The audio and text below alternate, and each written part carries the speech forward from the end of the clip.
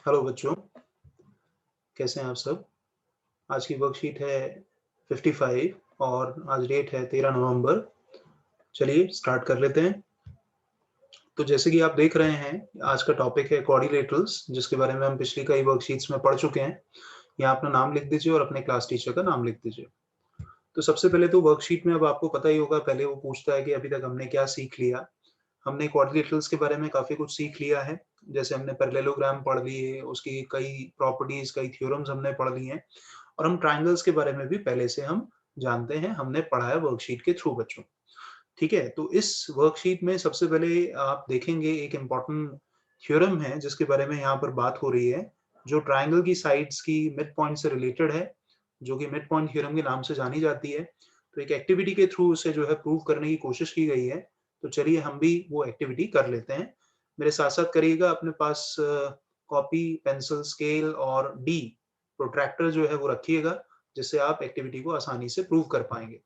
चलिए देख लेते हैं क्या एक्टिविटी है वो। ध्यान से मेरे साथ-साथ करिएगा। तो इस एक्टिविटी में कहा गया है, सबसे पहले एक ट्रायंगल आप ड्रॉ कर लीजिए एबीसी। कोई भी ट्रायंगल, कोई मेजरमेंट लेने की ज़रूरत नहीं है। यहाँ पर कुछ नहीं ऐसा गिवन है, कोई भी आप एक ट्रायंगल ले सकते हैं। साइड्स उसकी अकॉर्डिंगली अपने आप लेंथ ले सकते हैं। चलिए हमने यहाँ एक ट्रायंगल ले लिया, जैसे आप देख पा रहे हैं यहाँ हमारे पास एक ट्रायंगल आ गया है, एबीसी। अब क्या बोला गया है? बोला गया है कि इसकी साइड एबी और एसी के जो मिड पॉइंट्स हैं, वो आप मार्क कर लीजिए। तो चलिए हम जल्दी से जो मिड पॉइंट्स हैं वो हम मार्क कर लेते हैं फटाफट से। मिड पॉइंट कैसे मार्क करेंगे? स्केल लीजिए, एबी की लेंथ आप मेजर कर लो, तो उसका जो मिड पॉइंट है वो आप मार्क कर लो। मान लो ये इसका मिड पॉइंट है, हमने बोल दिया ये है ई। और एसी का मिड पॉइंट भी, एसी की लेंथ मेजर करके आप मार्क कर लो, वो मान लो एफ है। अब उसके बाद हम क्या करेंगे? बोला गया है ई और एफ को अब आप जॉइन कर दीजिए। तो चलिए ई और एफ को जॉइन कर लेते हैं फटाफट से। तो ई और एफ को जॉइन कर लेते हैं। तो चलिए ये हमने ई और एफ को जॉइन कर दिया। ठीक है? साथ-साथ करते रहिएगा मेरे, जिससे आपको क्लियर रहेगा। उसके बाद आपसे क्या बोला गया एक्टिविटी में? आपसे बोला गया कि आप ईएफ और बीसी को मेजर कर लीजिए। स्केल है ही आपके पास, मेजर कर लीजिए उनकी लेंथ को। और साथ ही साथ आप क्या करेंगे?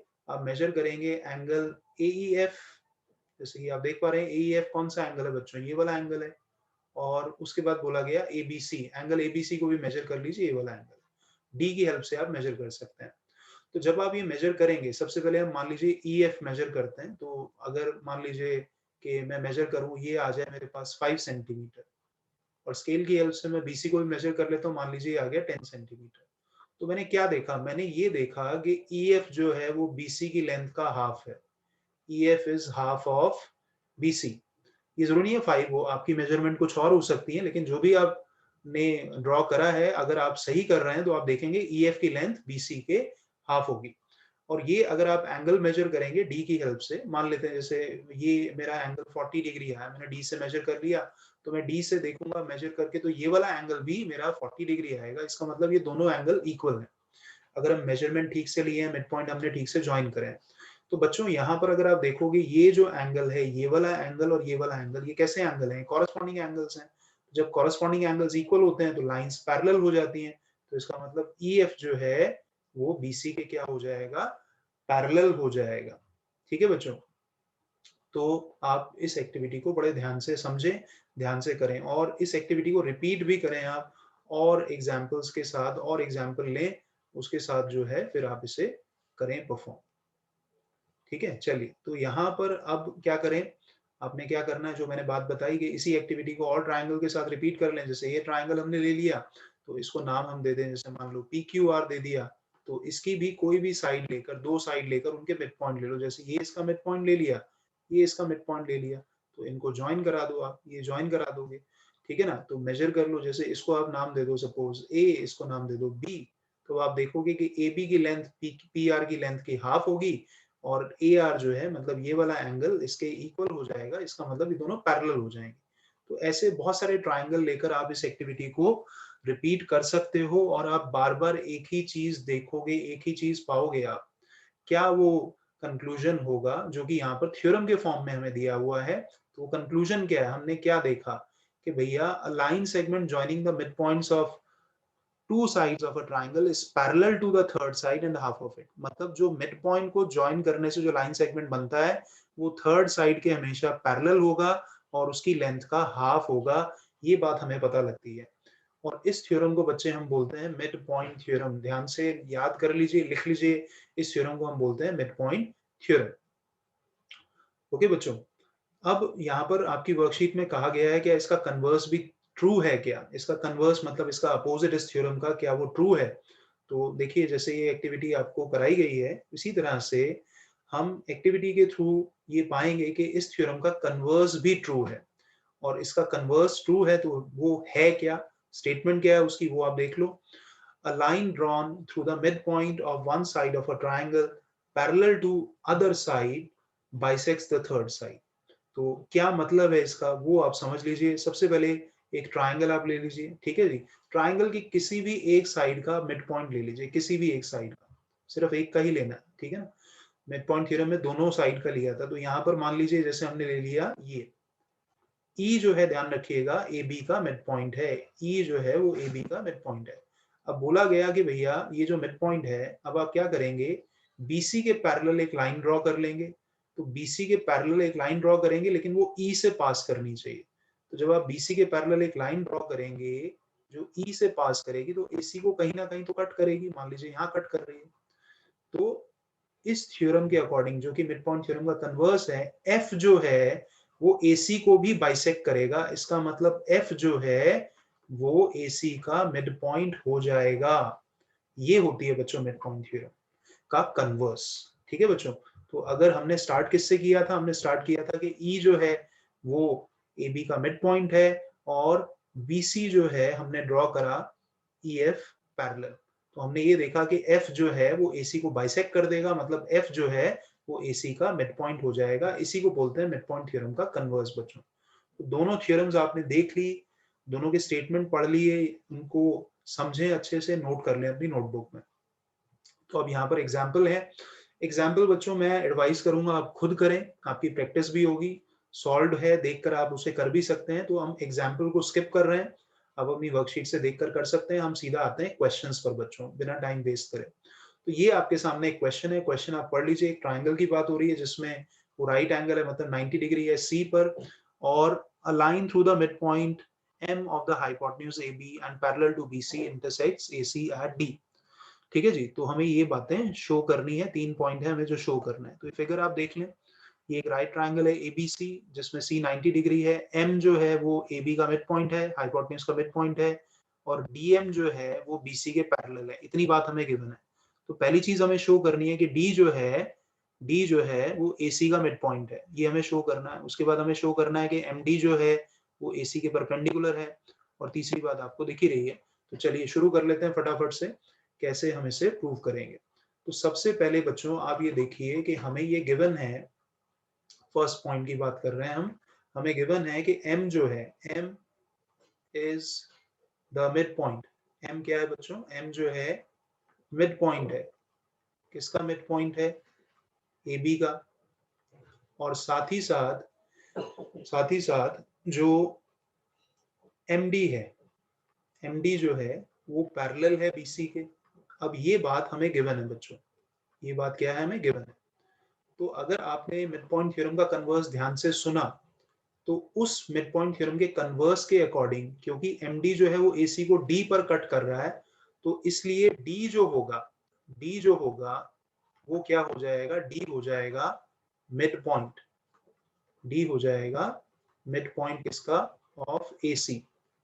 कारण क्या होगा, by converse of mid point theorem, by converse of mid point theorem बच्चों। ठीक है, तो देखिए पहला पॉइंट तो हमारा प्रूव हो गया। दूसरे पॉइंट की बात करें, दूसरे पॉइंट पर बढ़ते हैं। तो वो बोल रहा है कि हमें शो करना है कि एमडी जो है वो एसी के परपेंडिकुलर है। अच्छा, अब ध्यान से देख लीजिए कि जो एमडी है वो बीसी के पैरेलल है, हमें गिवन है। ठीक है ना बच्चों। तो अगर हम एंगल सी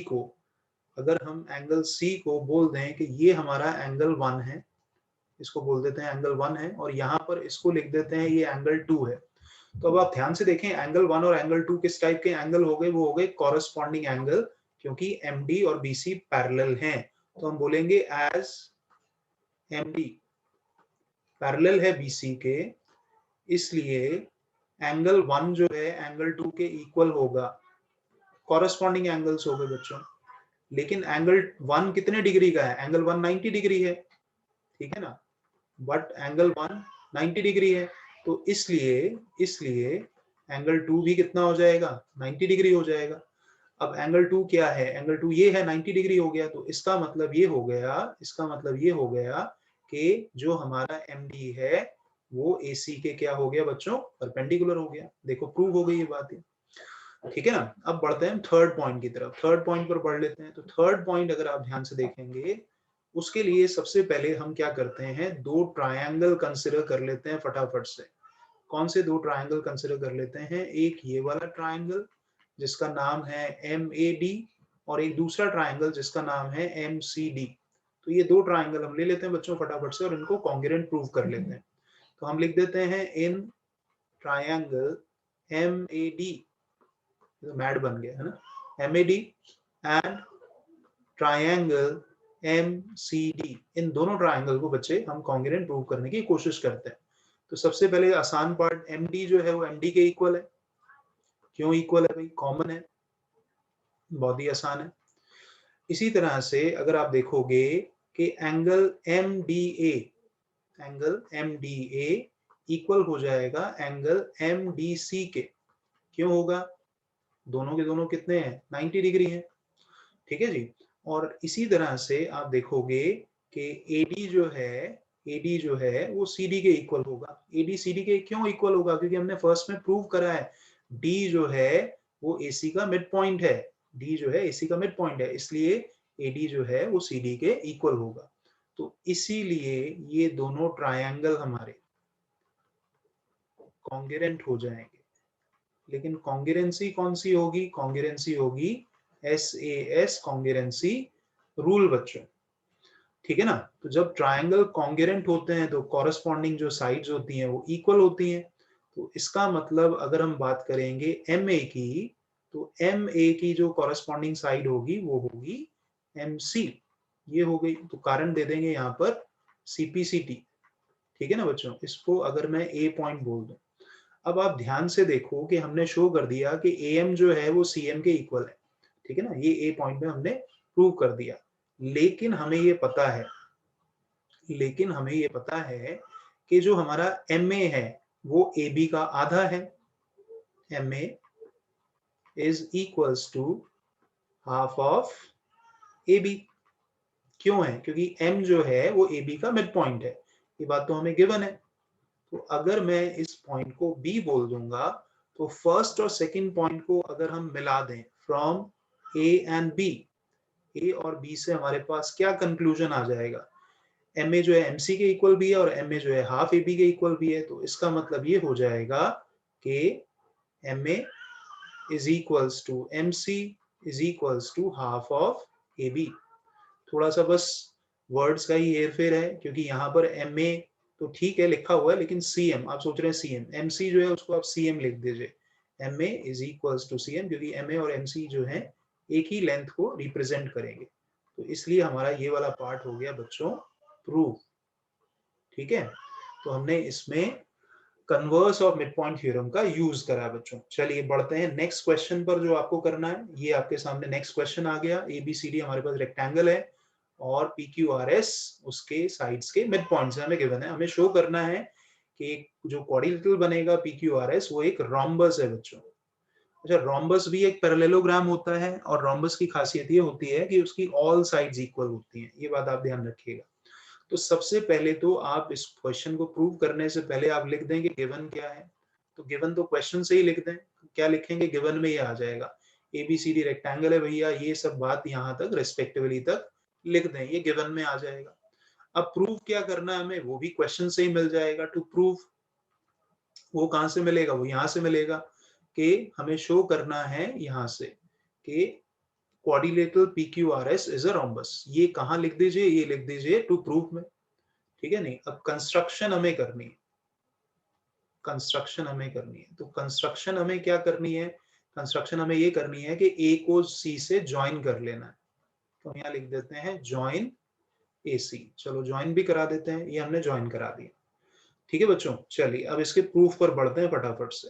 तो प्रूफ इसका आप देख लेते हैं कैसे हम करेंगे।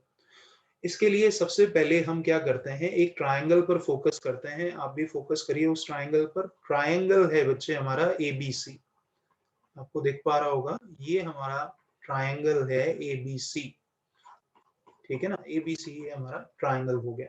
तो एबीसी ट्रायंगल में आप देखोगे कि पी जो है वो एबी का मिड पॉइंट है और क्यू जो है वो बीसी का मिड पॉइंट है कि नहीं है? गिवन है हमें ये तो बात।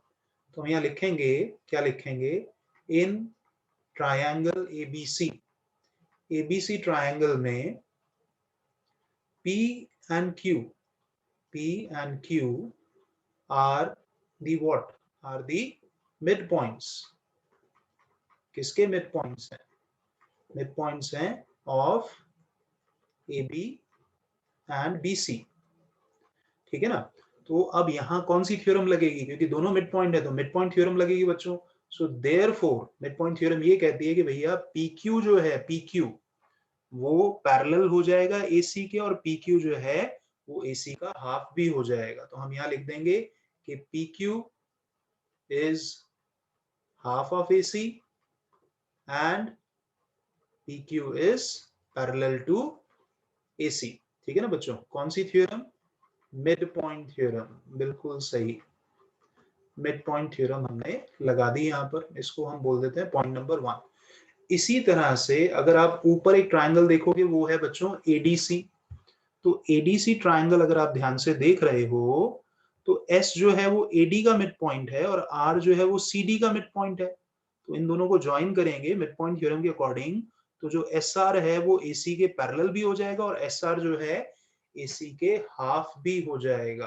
तो सिमिलरली करके लिख दें बस। अब यहां हमने लिख दिया similarly in triangle ADC, ADC triangle में बच्चों जो मैंने आपको समझाया कि एस आर जो है वो इक्वल हो जाएगा हाफ ऑफ एसी और एस आर जो है वो पैरेलल हो जाएगा किसके? एसी के। कारण वही, कौन सा कारण? मिड पॉइंट थ्योरम, ठीक है ना। इसको बोल दिया आपने पॉइंट नंबर 2। तो फर्स्ट और सेकंड से हम क्या कंक्लूड करेंगे? फ्रॉम फर्स्ट एंड सेकंड बच्चों। तो फर्स्ट एंड सेकंड से हम ये कंक्लूड करेंगे, ध्यान से देखो कि यहाँ पर है हाफ एसी, इधर भी है हाफ एसी, तो जब इनकी राइट साइड इक्वल है तो इनकी लेफ्ट साइड भी इक्वल होगी। तो इसका मतलब PQ जो है वो इक्वल आ गया SR के। और क्या कंक्लूड करोगे? देखो PQ किसके पैरेलल है? AC के। SR किसके पैरेलल है? AC के। तो इसका मतलब PQ और SR भी आपस में पैरेलल हो गए। तो PQ is parallel to SR। तो ध्यान से देखो हमने क्या प्रूव कर दिया कि PQ जो है वो SR के इक्वल भी है और PQ जो है वो SR के पैरेलल भी है। तो हमने पढ़ा था पैरेललोग्राम में कि जब भैया एक क्वाड्रिलेटरल में one pair of opposite side equal और पैरेलल होती है तो वो पैरेललोग्राम हो जाता है। तो इसलिए हमारा PQRS क्या हो गया? Is a parallelogram. चलो आधी लड़ाई तो हमने जीत ली, पैरेललोग्राम तो ये प्रूव हो गया। अब हमें क्या करना है? ये शो करना है कि ये रोम्बस है। तो रोम्बस शो करने के लिए थोड़ा सा और मेहनत हमें करनी पड़ेगी। चलो करते हैं, देखते हैं क्या होगा। सबसे पहले तो आप मुझे बताओ कि यहाँ पर AD जो है क्या वो BC के इक्वल है? पहले तो ये सोच के आप बताओ मुझे कि AD BC के इक्वल है क्या? तो AD BC के बिल्कुल इक्वल है। क्यों है? क्योंकि ABCD रेक्टेंगल है और रेक्टेंगल की अपोजिट साइड हमेशा इक्वल होती है, ठीक है ना। तो सबसे पहले हम लिखेंगे यहाँ पर कि AD जो है वो इक्वल है BC के, अपोजिट साइड ऑफ रेक्टेंगल। तो अगर AD BC के इक्वल है तो AD का आधा मतलब AD का हाफ वो BC के हाफ के इक्वल होना चाहिए, बिल्कुल होना चाहिए। अब AD का हाफ क्या होगा? अगर फिगर में आप देखोगे तो AD का हाफ हम लिख सकते हैं AS और BC के हाफ को इसी तरह से हम लिख सकते हैं BQ। इसको हम बोल देते हैं, ये हमारा पॉइंट नंबर 3 है। अब हम दो ट्रायंगल ले लेते हैं बच्चों। एक ट्रायंगल है ASP और एक ले लेते हैं BQP। ये दो ट्रायंगल को हम कॉन्ग्रुएंट प्रूव करते हैं। इन ट्रायंगल, सबसे पहले कौन सा बोला मैंने? ASP और दूसरा ट्रायंगल बोला मैंने आपको कौन सा? BQP। Triangle BQP। चलो इन्हें फटाफट से हम कॉन्ग्रुएंट प्रूव कर लेते हैं। सबसे पहले तो देखो AS जो है वो BQ के इक्वल है। ये थर्ड से हमारे पास पॉइंट है, फ्रॉम थर्ड ठीक है बच्चों। ओके, उसके बाद हम ये लिख सकते हैं कि एपी जो है वो किसके इक्वल है, बीपी के। भैया क्यों इक्वल है, क्योंकि यही हमें गिवन है कि पी जो है वो एबी का मिड पॉइंट है। P is mid point of AB, तो एबी का मिड पॉइंट है। एक चीज और चाहिए, अब हम ये जानते हैं कि रेक्टेंगल के सारे एंगल 90 डिग्री होते हैं, तो ये वाला एंगल और ये वाला एंगल दोनों 90 डिग्री होंगे। तो बात बन गई भैया, 3 पार्ट हो गए हमारे पास। तो इसका मतलब हम यहाँ बोल देंगे angle S A P is equals to angle Q B P. तो इसका मतलब क्या हो गया, ये क्यों इक्वल हैं, ये है ईच 90 डिग्री। तो इसलिए आप ये देखोगे दोनों ट्राइंगल इजिली हमारे कॉन्ग्रुएंट प्रूव हो गए। कैसे हम लिखेंगे, कौन से ट्राइंगल हैं, A S P is congruent to triangle B Q P. कौन सा congruency, S A S congruency rule से दोनों कॉन्ग्रुएंट हो गए। और जब ट्राइंगल कॉन्ग्रुएंट होते हैं तो उनके कॉरेस्पॉन्डिंग पार्ट इक्वल होते हैं। तो हम ये बोल सकते हैं कि पी एस या एस पी बोल दो आप, के पी एस जो है वो इक्वल हो जाएगा किसके, पी क्यू के, सीपीसीटी से। ठीक है जी। अब मजे की बात ये देखो कि हमारा ए बी ये पी क्यू आर एस एक पैरेललोग्राम है, P Q R S parallelogram है। और हमने ये प्रूव कर दिया कि पी क्यू जो है वो पी एस के इक्वल भी है। तो एक ऐसा पैरेललोग्राम मिल गया जिसकी एडजेसेंट साइड इक्वल आ रही है। तो हम यहाँ बोल देंगे भैया एक ए और बी पॉइंट से हमें क्या मिलेगा, क्योंकि अगर एक पैरेललोग्राम में एडजेसेंट साइड इक्वल होती है तो वो पैरेललोग्राम हमारा रोम्बस हो जाता है। तो इसलिए ए और बी से हम बोल देंगे फ्रॉम ए एंड बी। ए क्या है कि पी क्यू आर एस क्या है, एक पैरेललोग्राम है, और बी क्या है, पी एस पी क्यू के इक्वल है, मतलब एडजेसेंट साइड इक्वल है। तो इसलिए हम बोल देंगे P Q R S is a rhombus. तो देखिए प्रूव हो गया। यहाँ लिख दें अब शान से कि हेंस प्रूव्ड बच्चों। ठीक है बच्चों, देखिए प्रूव हो गया। तो दो थ्योरम हमने पढ़ ली, मिड पॉइंट थ्योरम और उसका कन्वर्स। तो ये है आज की वर्कशीट बच्चों। अब तो आपसे हम मिलेंगे दिवाली के बाद ही। ठीक है बच्चों, तो wish you a very happy and prosperous Diwali. और कोशिश करिए पटाखे बिल्कुल ना चलाएं। दिल्ली की हवा वैसे ही आप देख रहे हैं बहुत ज्यादा पॉल्यूटेड है। और सोशल डिस्टेंसिंग को भी फॉलो करें। ठीक है बच्चों, तो आपसे अब हम मिलेंगे दिवाली के बाद अगली वर्कशीट में। Thank you and bye.